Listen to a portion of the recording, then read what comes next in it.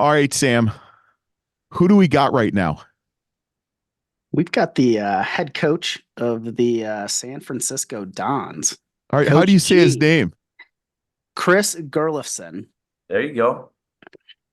All right. Got it. All Goes right. by Coach G, though. We love you, Coach. And what you guys are doing in the West Coast Conference this year, very impressive. 18-6 overall, 7-2 in conference, tied for second place in a highly competitive conference with those top teams right now. So, yeah, welcome to the Full Court Press podcast. Thanks for having me on. Good to connect with you guys for sure. Sam, yeah, thanks, Coach. Sam, did you know I had to do some research. Did Yeah, you know what a Don is? I did. And do you know what Don Francisco, right? the Yeah. hero? If you're a college basketball historian, you know those those teams 70, 80 years ago, with Bill Russell and all those guys that, it's I'm sure you got some rafters up there, some things in the rafters that show those national championships. So Absolutely. it's what do you think about the Dons, LT? I mean, we first heard about the Dons when we had Rex Walters, who Yeah. sat in the same chair as you. Coach Walters was a coach there for a little bit, I believe, the Dons. So, Mhm. do you know who their point guard is when they won the national championships? I don't. Who was it? Casey Jones, former Oh, wow. coach of the Boston Yeah. Celtics. Yeah. I mean, there's Absolutely. good, but There's you know some good what? history there. You always hear about St. Mary's and Gonzaga. We always hear about Gonzaga. I mean, especially now that they have fans that throw stuff at their team and get really angry. Coach, what was that atmosphere? What is that atmosphere like at Gonzaga? It just seems like it's a different atmosphere. Yeah, I would encourage anybody who has not gone and experienced a game there to put that Mhm. on your bucket list. It is I grew up on the East Coast, so I'm used to a lot of really cool historic college basketball venues, and the Kennel is one of the best in the country. Yeah. The students are there an hour and a half before the game, when you come out to warm up, and it's just an unbelievable college basketball atmosphere. Yeah, yeah. So you've done really well in the transfer portal. Jonathan Mogbo, I mean, he's been in every single school in America. It seems like he was at Missouri State last year. He was at two different JUCOs. I think it's I guess a blessing and a curse. Before you would never probably would have gotten him because he would have gone JUCO to, let's say, Missouri State, and he would have had to stay there potentially. Um, he's done phenomenal. Marcus Williams was at Wyoming and Texas A&M. Malik Thomas was 2 years at USC, who's obviously struggling. And I think I'd love to see you guys play them a couple times a year. But here nor there, did you expect with the kids you brought in the group coming back, did you expect to be so good so quickly? I mean, that's kind of the blessing and the curse of the transfer portal. You have an opportunity to, number one, stay old, and I think that is so key in college basketball, and it's kind of trickled down to everyone now. But you got to do your research and get to know guys. It's like speed dating in the portal, and so you have to, number one, get past the character test very quickly, make sure guys fit your culture and what you're about. But it's also a great opportunity to add talent quickly, Yeah. to your program. And But it puts I'm more thankful pressure on to, you. But it puts more pressure on you because before you'd get 5 years to build a program. Now it's right. like if you're not winning that first year, it's like second year is not going to be that fun. No, for sure, for sure. It comes with the territory. I'd rather have the opportunity to get good fast, and not everybody wants to win, and so. But credit to my staff, did an amazing job in terms of evaluating guys. We had a previous connection with Jonathan Mobo. One of my assistants had recruited him while he was in junior college, so had a feel for his game. And we got lucky with that one for sure. We had high expectations, and he's far exceeded what those expectations were. Mm-hmm. Mhm. So, Coach, I want to talk a little bit about your transition, right? I mean, you already mentioned you're an East Coast guy, right? Yeah. But it seems like you're pretty settled on the West Coast ever since you landed in San Diego and then moved on to Hawaii. And Mm. Now you're in San Francisco. It seems like you got kind of like that West Coast kind of vibe, comfort level going, Talk a little bit about that transition because it is kind of night and day, right? From a college basketball atmosphere. Yeah, definitely. And probably the smartest thing I ever did was kind of migrate west. I went What, from, Hartford's beautiful in the yeah, winter. beautiful, especially in January and February. Yeah, that toughened me up for sure. I grew up in Philadelphia, and Yep. Hartford was I enjoyed my years there, worked with some really good coaches and some really good kids. But when I had the opportunity to move to sunny San Diego and work for Lamont Smith, that kind of just changed the trajectory of my path, and I never thought it would lead to the spot I'm in now, but just really, really thankful for the way kind of my journey has gone. Yeah. Yeah. And it's been an interesting journey. You are the son of a former UMass head coach, I might add. Yep, not a very good one, but yeah, son of a former head coach. No, he had opportunity, I think, for 5 or 6 years at UMass and coached at every level of basketball. So it was kind of in my blood, before I even knew I was going to be a coach. I think I was destined to do that. Yeah. I guess you see the good, the bad, and the ugly when you're a son of a coach. Absolutely. Yeah. We had Coach Nagy from Wright State, and I actually knew his dad, Dick Nagy, and he was an assistant, longtime assistant at Illinois and UIC. And, he was a good guy, but just serious. And it's Yep. just funny to hear some of the stuff he would say and obviously what was kind of like one of the strangest sayings your dad would have from coaching.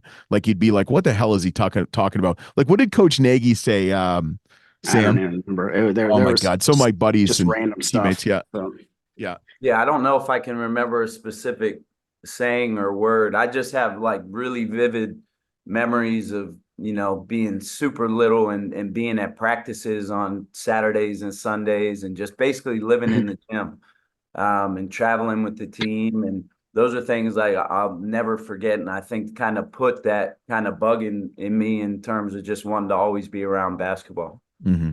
yeah. So it's been fun to kind of do some research about you, Coach, and kind of see like where you kind of fit in with the different programs you've been a part of and the transition that you've been a part of with the regulation changes with the NCAA, the transfer portal, all that kind of stuff, how you've taken advantage of that. But, it seems like from a basketball IQ and an analytics of the game, you love the analytics of basketball and you use them to your advantage, it seems like. And when you look at who's shooting the most threes and actually making them and setting up those shots and transitioning the college game the way the pros have been playing, right? It seems like you're one of the coaches that's really embraced that, over the last 10 years.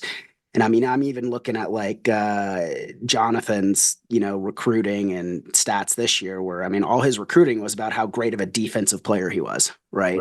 And it seems like he gets on your team and now he's transitioned. I think he's first in the country in field goal percentage right now, right? He's darn close. Yeah. Well, but as a team, Sam, they're ninth as a team in field goal percentage. It's great. So talk a little bit about how you use what analytics mean to you in the game of basketball and how you kind of put that as part of your blueprint with the team. Yeah, no, that's a great question. So numbers have always kind of been important to me when it comes to basketball. I thought I was really analytically driven. And then I had the opportunity to come be an assistant for Todd Golden for a year. And then I quickly realized I didn't know much of anything when it came to analytics. I say that half jokingly, but he kind of opened my eyes up to even a different, broader way of kind of viewing the game. And it's something that, myself and our staff, we talk about and we pour numbers onto our team on a daily basis. It's big in our game prep. It's even big in recruiting. It's big in scheduling. Numbers matter. And I think it's a great way to kind of tangibly explain stuff to your team, in terms of what's important and what goes into winning. Yeah. Yeah. And I love that you guys are top 60 in scoring. We said field goal percentage 9 and then assists. You guys pass the ball. You're tied for 25th nationally. And you're actually kind of known as an offensive guru. I don't know if you know that. I found that somewhere. I don't know what the hell site it was, but I mean, you could be anything you want to be. Right? I think he knows. He smiled when you said Yeah, No, that. he I smiled. have heard to that send a before. check to whoever said that. Yeah. Well, hey, you know what? I can say a lot of things if you want to keep sending me checks. There you But, go. Just you know, send me your so cash app. absolutely. So let me ask you something. Let me ask you something, Coach. What is the discussion when you come in as an associate head coach? So you're kind of like the next in line, and I get that. Coach goes and takes a job at an SEC school. What is that discussion with the coach and then also the athletic director? Because even though you're kind of the associate head coach, I've seen it before where the person doesn't get the job. Like, was there ever any thought about like, I want to go to Florida with the coach? Did he even invite you to go to Florida? I mean, like, what is that conversation?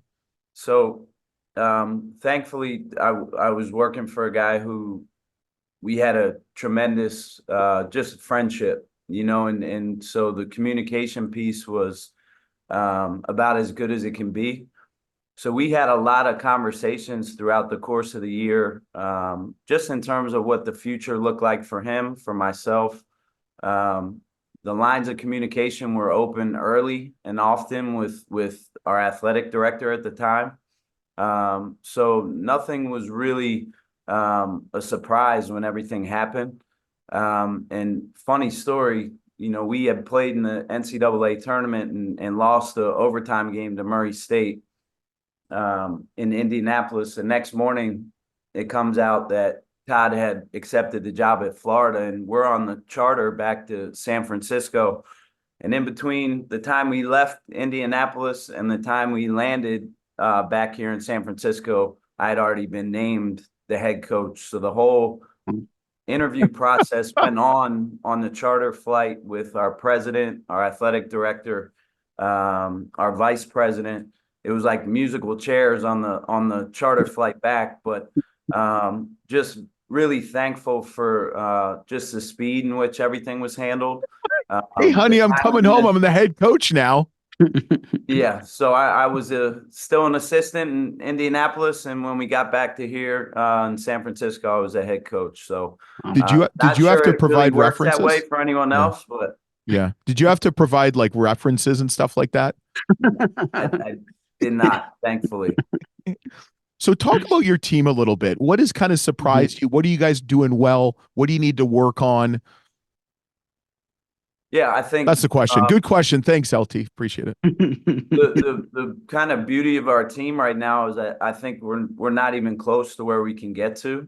We're still figuring out how to kind of operate together. With 7 newcomers. The thing that I think you've already mentioned, but just the willingness to share the ball and play the right way, that's something that has really increased as the season has gone along. I think we're learning each other's games, and sometimes that takes some time, when you add this many new guys. And we had really good defensive numbers early. Those have dropped a little bit in conference, and we need to pick that back up, just being completely transparent. But I like the direction of our team. I like what we can do. Our goal is to be playing our best basketball, as everyone says, down the stretch. Mm-hmm. Yeah. And I think you're doing it right now. So that's good. How difficult it is, because I'm in Ohio, and I feel like we have such a concentration, and the East Coast does too. You're familiar with that, obviously, Philadelphia, that area. We have so many D1 basketball teams. Okay. There's not so many Mountain West Coast as per se here. And you're a very good mid-major program. How difficult is it for you to schedule games? It's extremely difficult. That's why if you look at our schedule this year, we just said, screw it. If we can get a Power 5 on the schedule, we don't care where we have to play them, when we have to play them. We just need to get those games on our schedule. So, I mean, we made a tough trip to Vanderbilt. We played Minnesota on a neutral court here in San Francisco. Next year, we have Memphis coming and playing us at the Chase Center. Sammy, guess where we're going next year? I would love to go to San Francisco. Want to come, please let us. We would love to have you. Yeah. No, it's a really good question. We're examining anything and everything to kind of up the profile of our program and expose us to a different set of eyes too. We want to play in different regions. Have you called Coach Golden yet? We talk regularly, yeah, but I don't foresee us playing the Gators. I don't think that's going to happen. Yeah. Yeah. Well, hey, anything can happen. But yeah, I mean, I look at we were just talking, we did a taped another interview, and I think the biggest thing, it's very frustrating for us. I mean, I'm a mid-major athlete. We both were at DePaul. I coached, he played. So I mean, it's a power six. So I just don't understand why, with how the conferences are going and how, the season's going this year, why more power five, power six teams play a stronger mid-major like yourselves. I mean, Gonzaga has a really, really good schedule. You know, but you're seeing it, like Memphis has a really good schedule, but everybody kind of in between, they'll play two or three, maybe one ranked team, one power six. It just seems like it's a constant battle with all these coaches to get a stronger schedule. No, I agree. And as you see the Power Five, Power Six conferences expanding, and now their league games are 20 league games and you or more, you have less opportunity to play, quality non-conference games. They're looking for bye games that, no disrespect to who they're playing, but maybe an easier prep, an easier opponent. And hopefully that can change. As I said, we're willing to play anyone, anywhere, anytime, if it has a chance to elevate our program and put us on a national stage. Sam, I think it's going to get to the point where they'll do buy games, but if you beat the team that's paying, you got to refund the money. Refund the money, yeah.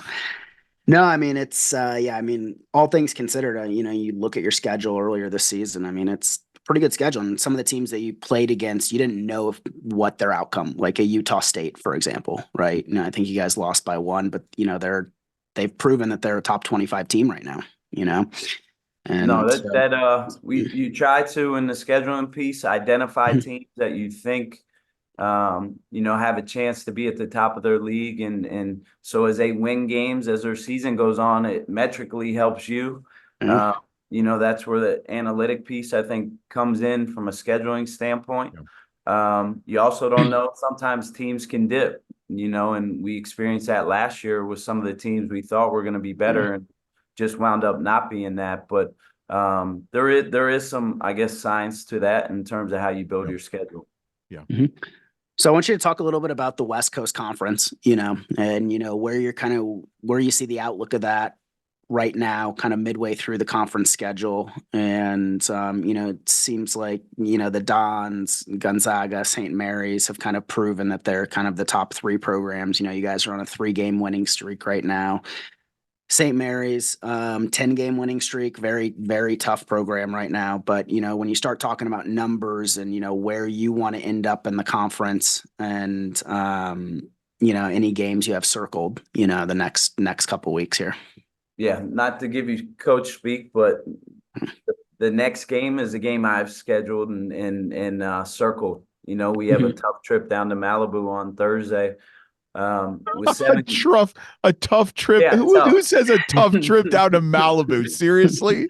Yeah, a nice place to visit. Yes, for sure. yes. Yeah. Tough game for sure. All road games are tough, and with seven opportunities left on our schedule here in conference, we need to make everyone count.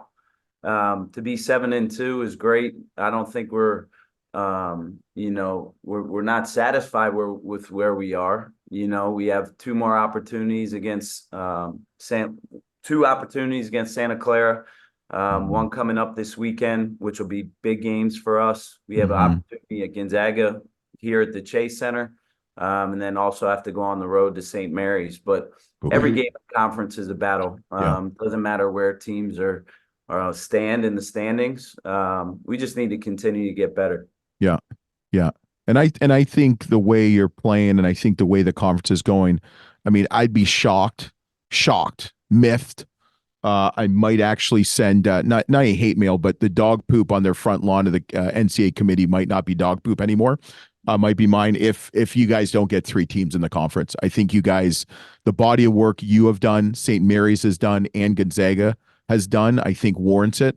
And really, there's not 6 power conferences. There's 5 because the Power 12 doesn't, or the Pac 10 or 12 doesn't count anymore, right?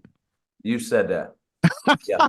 You nodded though. We did say, we talked about it in a recording earlier that, if you're the selection committee, just put one team in the Pac 10, Pac 12 in there, and because who's going to benefit from that next year, And I mean, no, honesty, you guys are the true West Coast Conference, right. When you look at it. So, well, we do have 2 Pac-12 members joining our conference next year, so we're looking forward to add Washington State and Oregon State to the mix. I think both those teams will help kind of elevate the profile of our league. Could be in a short-term basis, but I think it's a smart move by the powers that be in our conference. Yeah. Should we do it, Sam? Yeah, LT, let's go ahead and do it. So Coach G, what we do, LT is going to ask you a series of 6 or 7 questions. We call it the shot clock. So really first word or sentence that you're thinking of in response to the question, just let it ride, Let's and we'll go through these All right. pretty quickly. All right, let's see if he's a true East Coast guy or not. Favorite college player and team growing up?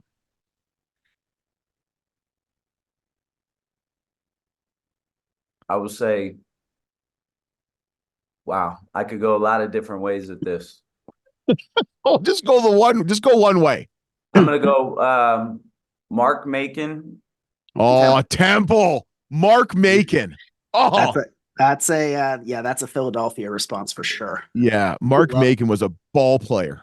Yeah. God, ball player. What is the funniest thing a fan has ever said to you or another coach on the bench?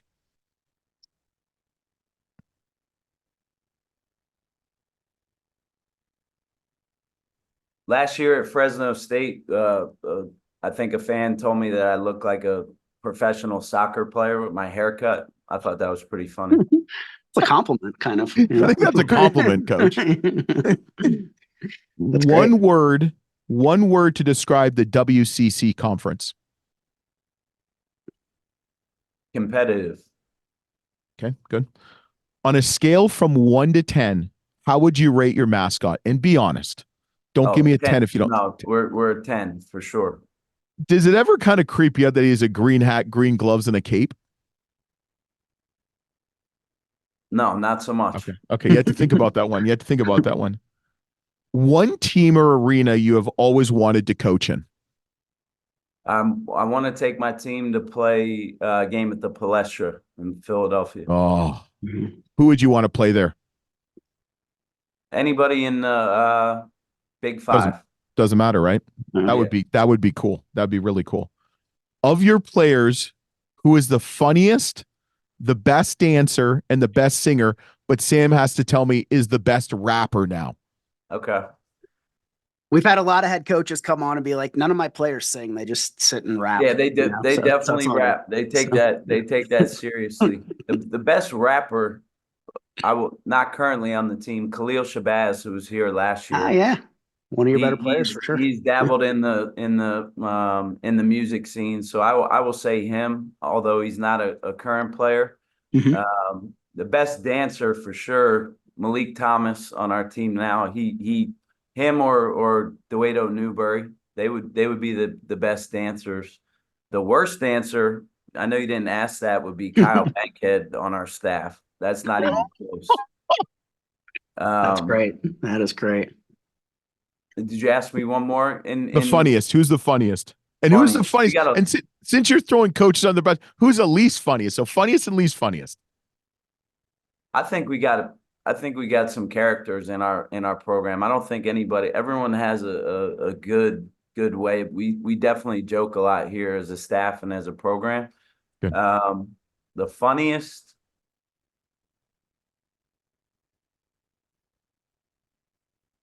Malik may be up there too. He's a character. Yeah, he sounds like it. All right, last question. The song that best describes you. I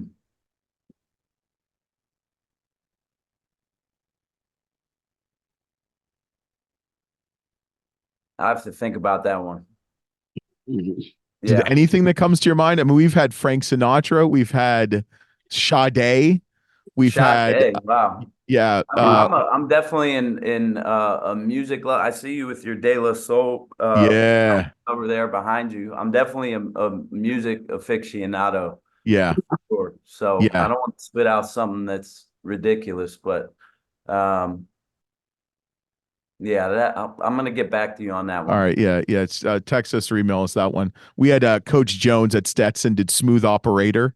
We had Coach Caputa at George Washington My Way by My Frank Way, Sinatra. good What one. did Coach Becker from Vermont had? Didn't he have the Grateful Dead? It's Grateful Dead, which fits perfectly up in Vermont, kind of that atmosphere. Somebody else had a Jimmy Buffett song. Oh, that was Steve Lutz, Um, Coach Lutz. yeah, that was Yep, lots at yep. Western Kentucky and stuff. So yeah. So last question: East or West Coast hip hop?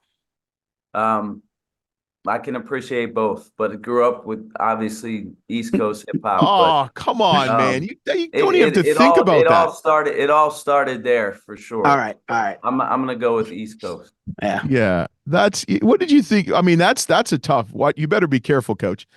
I'm telling you, man, East Coast. I mean, my kids, my 14-year-old daughter likes 80 and 90s East Coast hip hop because of me. I mean, as you It's can all good, see. man. So Yeah, you've done your job passing it along. Yeah, East yeah, Coast hits a little yeah, harder for sure. yeah, So yeah. Less swearing too. yeah, yeah. So last question, Coach G. And then we're gonna let you go. But anything you want to share to the Don Faithful alumni boosters, student section? Anything to look forward to the rest of the season, or Yeah. any message to them? I'll give you the platform here. Yeah, well, first off, thanks for you guys for having me on. You mentioned funny, and then I'll answer your question. But you mentioned Casey Jones at the beginning of your, Mm-hmm. kind of Yep, yep, introduction. yep. Here's 8 degrees of separation. So I was an assistant at University of Hartford for 9 years. Our radio guy was none other than Casey Jones. Mm-hmm. That's So wild. I used to sit on the back of the bus and listen to Casey Jones tell these stories about the Hilltop and University of San Francisco. At the time, had no clue really about anything, and just funny how lines kind of cross Yeah. and wind up the head coach at USF. So kind of funny how that all kind of came about. But Wow. KC was an amazing talk about a Frank Sinatra fan. He would sing Frank Sinatra on the road. We were on road trips. He'd go to a bar and get the microphone and sing Frank Sinatra. But I would just like to, thank you guys and say Yeah. we have an unbelievable tradition here. I think we are getting back to being the program that people expect us to be. Mm-hmm. And we have a lot to get excited about. I Yeah. love our roster. I love the potential of our team, and we're looking forward to the next 7 games in the regular season and preparing ourselves for the West Coast Conference tournament. Yeah. Awesome, Coach. We really appreciate it. And we'll be watching, we'll be cheering. And maybe if you come out this way, I know I'm going to be in Pittsburgh for the regional. Hopefully we'll get to see you play. So thanks again, Coach. Yeah, absolutely. Thanks for having me on. Yeah. Take care. We appreciate you.